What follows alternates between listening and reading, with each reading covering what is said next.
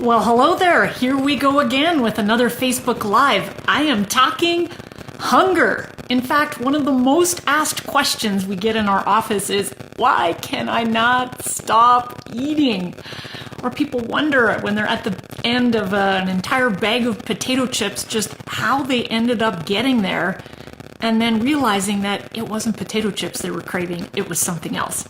So, join me as I have a lively discussion about the 3 types of hunger, because hunger is not just hunger. Oftentimes, we eat so mindlessly or we just go about our day without really thinking about why it is we're eating in the first place. And once you hone in on the skill of understanding the 3 types of hunger and really acknowledging that each type of hunger has a specific need, we are in good shape to be able to address that need in the right way. So first things first, I want to talk a little bit about first of all, in the link that I've provided you with this post, you can download a hunger tracker, which I think is going to be very helpful for you to dig in and start to do a little experimenting at home. So don't forget to grab that. The link is right in the post here that you're watching right now. So I think you're going to find that really useful. But as we sort of explore hunger here, the first thing I wanted to dive into is how is hunger actually really regulated in the body? There's a lot of science involved here, and there's 2 main hormones that are involved in appetite and hunger control. The first one is what we are called, that's called leptin. And leptin is actually a hormone made by your fat cells in the body. And leptin's role is to actually help to decrease appetite. What we know about hunger is it's regulated in the brain through our hypothalamus and also through our blood sugar levels in terms of how we're feeling. And then, of course, also in our stomach and in our intestines.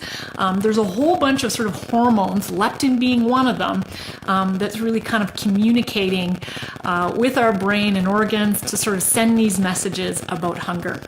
So leptin is the first one. The second hormone involved in hunger regulation is actually called ghrelin. I believe it's called ghrelin. I used to think many years ago it was called ghrelin or something. But anyways, I Googled this and I think I got the pronunciation right. But of course, if I've got any of my RD colleagues, dietitians here, correct me if I'm wrong, but I think it is called ghrelin. And that particular hormone is actually primarily found in the stomach. And it's thought, again, so much of science when it comes to nutrition in the body is a little bit gray, but what we think the role of ghrelin is to signal the brain to increase overall appetite. Okay, so we've got leptin decreasing appetite in terms of the signals, and we got ghrelin increasing appetite. So that's the geeky science for those of you that like to learn a little bit more about the behind the scenes of what's happening in the body. Now, into the 3 types of hunger. And first of all, I want to give a real big shout out to my colleagues, Dr. Colleen Cannon and dietitian Wendy Shaw, founders of the Craving Change program, cognitive behavioral program in helping health professionals really understand all the whys behind eating that are above and beyond just nutrition. And so what I'm going to share related to the 3 types of hunger is from Craving Change. We use Craving Change materials every day in our office, whether we're talking emotional eating, weight management, and even some of their tools we use with some of our clients with some disordered eating behaviors as well. So 3 types of hunger. The first one is what we call stomach hunger, and we're all, of course, attuned to what stomach hunger might feel like. These are when we get things like the stomach grumbles, or we feel a little dip in our energy. Maybe for some of us, if we waited too long, we're starting to get the shakes because we're feeling really, really hungry. Those physical necessity reasons to eat is what we're talking about when we talk about stomach hunger. Okay, second sort of piece, and I should mention with stomach hunger as well, sometimes stomach hunger we really label also the medical necessity to eat. So for example, some of our clients with hypoglycemia or diabetes, they will have a medical necessity reason to eat, and we clump that under stomach hunger as well, because it's physical or medical necessity to get something in. The second type of hunger that I want to go through here is called mouth hunger. And mouth hunger I like to think of a lot to do with cravings. And so have you ever had one of those days, and let me know in the comments if you can relate to this, have you ever had one of those days when you just sort of were chewing around a craving? You're maybe in the pantry and you're thinking, I feel like something to eat. And you start munching a little bit on something, and maybe it's some crackers or something savory and crunchy, but you're starting to eat that and you go, no, that's not really it. So mouth hunger, maybe you're now moving on to, maybe it's something sweet that I'm after, and then you find yourself having a couple of cookies or something like that. So mouth hunger has a lot to do with the senses, a lot to do with cravings here. So it's the smell of popcorn at the movies. Even though you might not necessarily be stomach hungry or physically hungry, going to the movies and smelling popcorn means, hey, you probably want to enjoy having some popcorn there. So that would be an example of what we call mouth hunger. Hello, Wanda, who's watching live. I always love having somebody live on my video here, since most people watch this at a later time. So thank you for staying tuned. We're talking all about hunger here. So mouth hunger, again, related to the senses. And you think of things like, sometimes we have cravings for food like the creaminess of ice cream or the sweetness of candy, or if you're a candyaholic. So mouth hunger is not really, again, you're not necessarily physically hungry. Your blood sugars aren't low. Maybe you've just finished a meal, but maybe you just want something sweet to end that meal. And that's what we're talking about when we get into mouth hunger. Third type of hunger here is heart hunger. And if you can imagine what heart hunger is all about, it's really about digging into the emotions here. And so oftentimes this is the really tricky part of our role in the clients that we're working with, whether that's related to, dieting recovery, emotional-based eating, weight loss, eating disorder clients that we're working with. And even those that have got cardiovascular issues or diabetes, we find that heart hunger is a big challenge for our clients. And so heart hunger is really eating when we're stressed or feeling sad or mad. Maybe you've had a really rough day at work and you come home and you find yourself comforting yourself with food, even though, again, maybe you had a meal, but you're not really that physically hungry, but you end up sort of unwinding from your day with all sorts of treats and sweets and savory types of foods. So that can be an example of what heart hunger is all about. Now, heart hunger is an interesting one because oftentimes I think people associate heart hunger with more negative emotions, stress, anger, sadness. Heart hunger can actually also be when you're happy. We certainly have clients that eat more in celebration or in social environments. Again, not necessarily related to feeling physically hungry or stomach hungry, but just being, a bit of a partier kind of mindset, or just someone that loves to participate in the latest and greatest of whatever's happening in their social life. And so that actually is a form of heart hunger as well.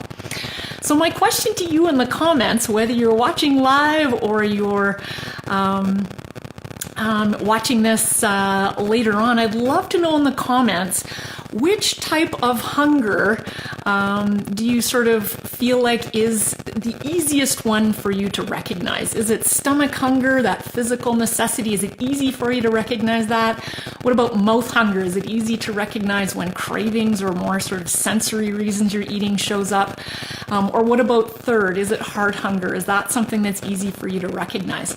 And if you've never thought about this before and even knew that there's 3 types of hunger, I'm so glad that you joined me today, because this, if you get this piece right, this really has a profound impact on your overall health and well-being, because different types of hunger have different needs, right?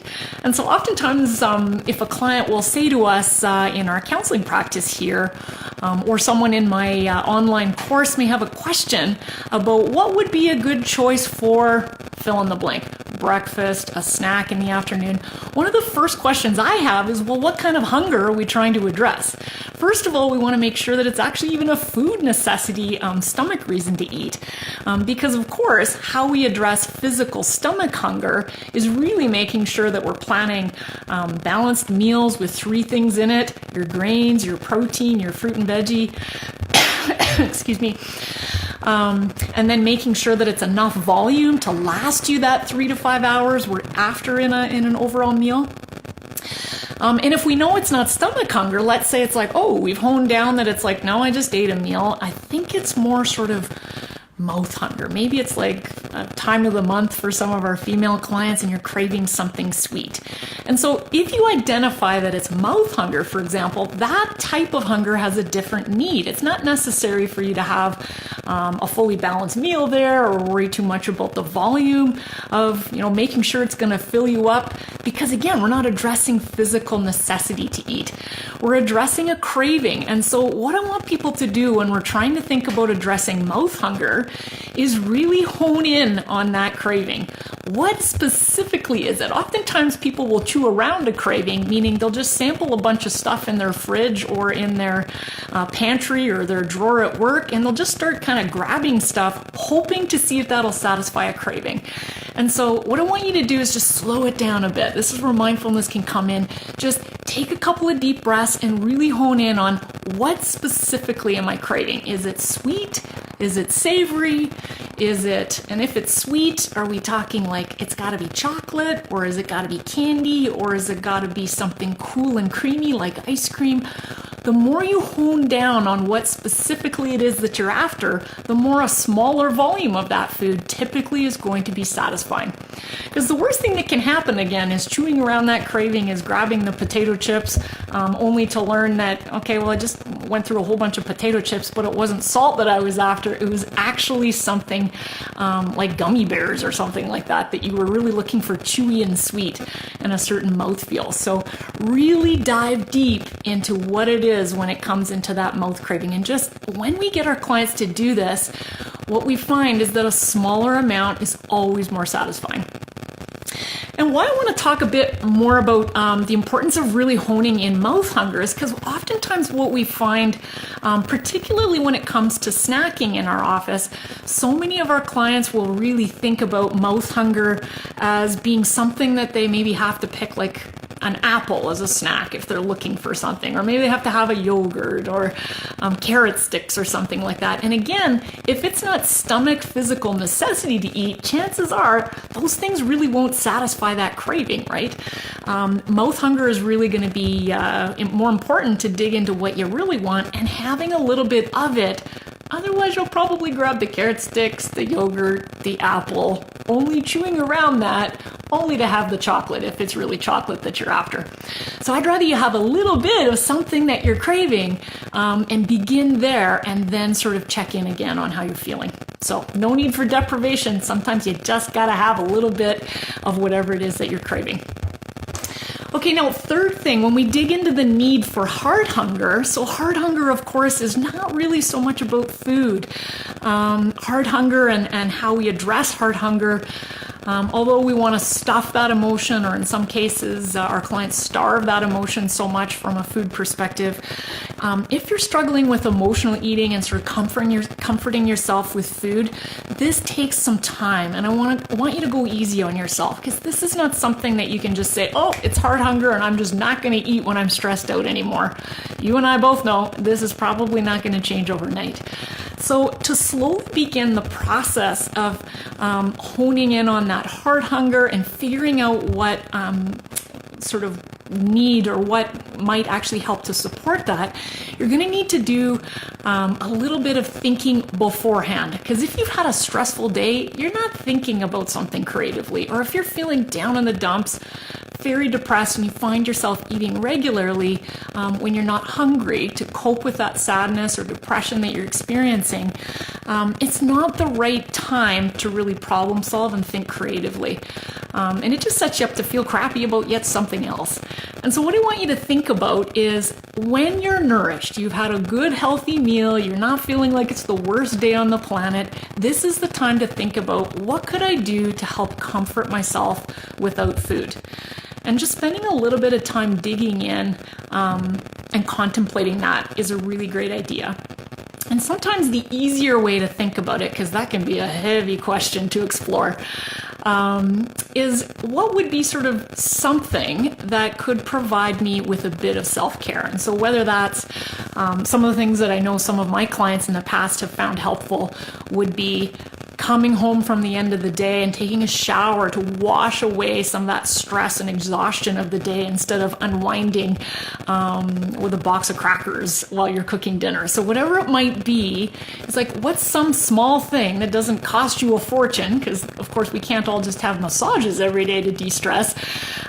Something that's low budget, that doesn't require a huge amount of energy, that you could do to help sort of just bring yourself into a little bit of unwinding period.